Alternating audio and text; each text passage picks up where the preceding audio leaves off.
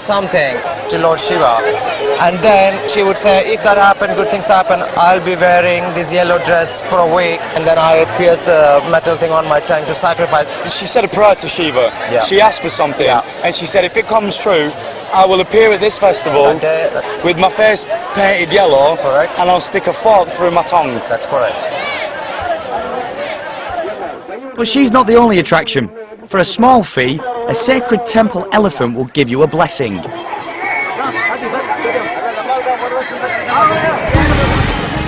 After the festival, pilgrims travel around the mountain, making offerings at the various shrines and sacred sites along the way. First off, we're visiting a temple with 5 Shiva lingams and a holy man in a cave. Temple. This is called Panchamukhi temple. Panchamukhi, that means 5 face lingams, which have 5 elements: water, fire, Yes. air, ether. There are 5 sacred temples in India for Lord There's Shiva. 5 sacred temples in India for Lord Shiva. One of them's here. Yeah. So I go in and... Yeah, with the cross hands. Yeah. That's Like right. that? Yeah, that's right. So, every part. Right, get you. So got to be touching your skin? Yeah. You touch all the 5 elements. And also, it's the way you look to the mountain, to the 5 element up there, straight up there. Yes. That's Lord Arunachalesha. So it's just straight, centric to these 5 elements towards the mountain. Right, so what, you're giving thanks for the 5 elements? You're saying thank you? Thank you. Is that what it is? Yeah, it is. It's a thank you? Yeah. Oh, right, okay. And it's also Thank you very much.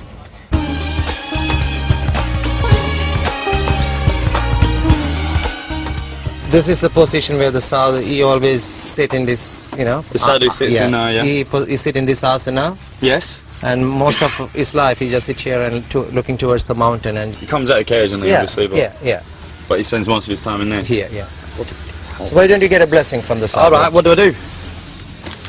A puja is an offering, India style. In this ritual, thanks are given to Shiva. The puja ends with a sadhu smearing holy ash on my forehead. Is that the blessing? Yeah. Thank you very much. Thank you.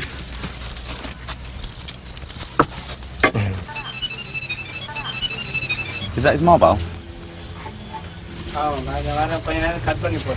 This is the modern world of sadhus, very fast enlightenment through the satellites.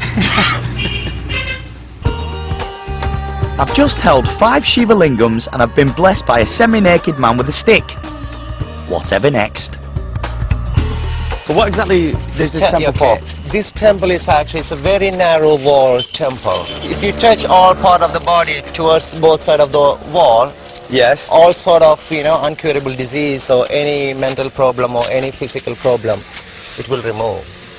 That's the whole idea, and there is a faith in that. So, anything that could be seen as a problem, you go through here. But except hair problem. Except for the hair problem.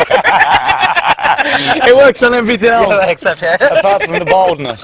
Right, okay.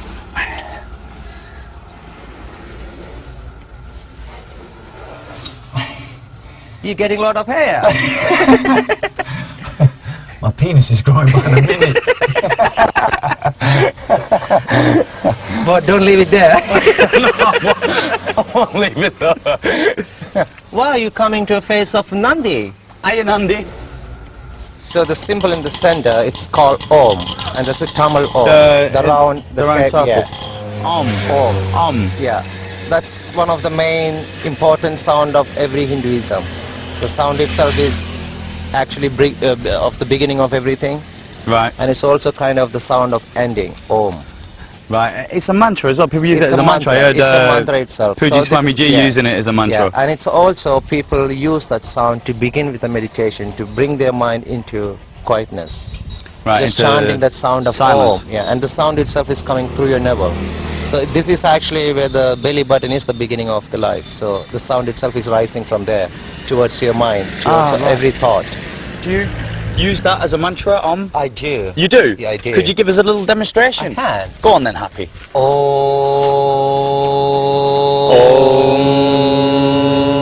My Shiva pilgrimage is still proving confusing, but at least the mantra seems easy.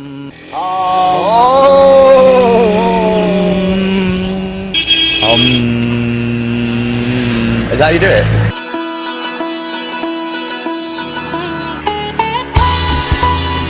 I'm Paul Nichols and I've travelled to the sacred town of Tiruvannamalai in southern India to see if Hinduism has anything to offer the godless me.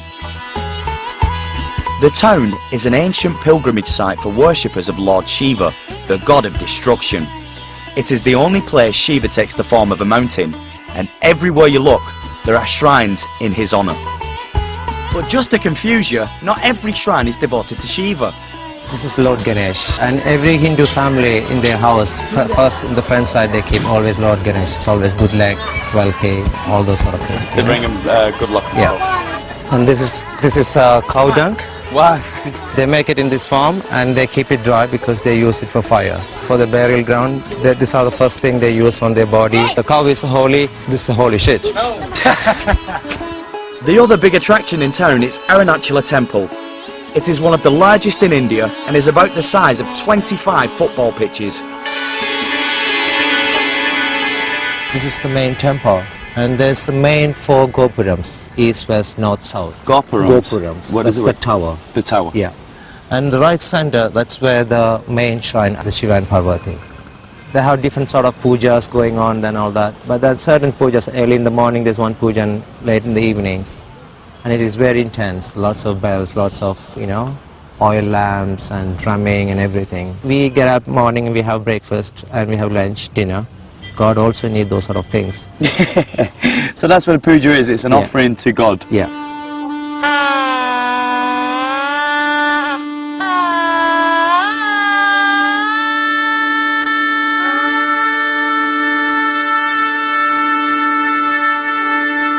The climax to my Shiva pilgrimage is a visit to the holiest Shaivite temple in all India, Arunachala Temple.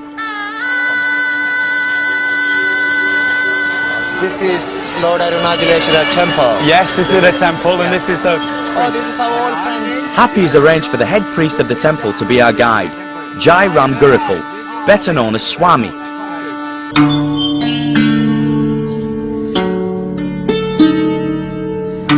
Swami is taking us to visit a shrine devoted to Tiruvannamalai's most famous holy man, Ramana Maharishi. For 7 years, Raman Maharishi performed tapasya in that place. For 7 years? 7 years. In that little corner. Maharishi stayed in there, in isolation on his own? Yeah. Maharishi sat here meditating for 7 years and never spoke. Swami is doing a puja, which means an offering. Even I think it's an appropriate moment to pay my respects.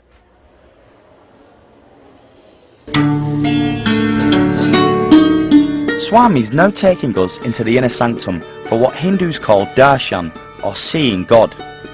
If they're right, I am actually going to come face to face with the one thing I thought I'd never believe in: God.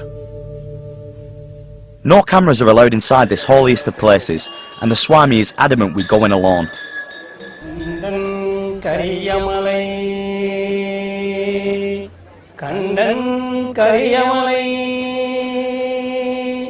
Kannurengi kaarthorku Katpure jodiyaya arindavane. What I got a sense of was, because there were so many people inside that temple and the queues just to go and see the God were absolutely, they were phenomenal, weren't they? They were huge queues. And we stood in front of a woman and she got quite angry and said, "Can I move out of the way?" Yeah. And it was the first time I could see how important it was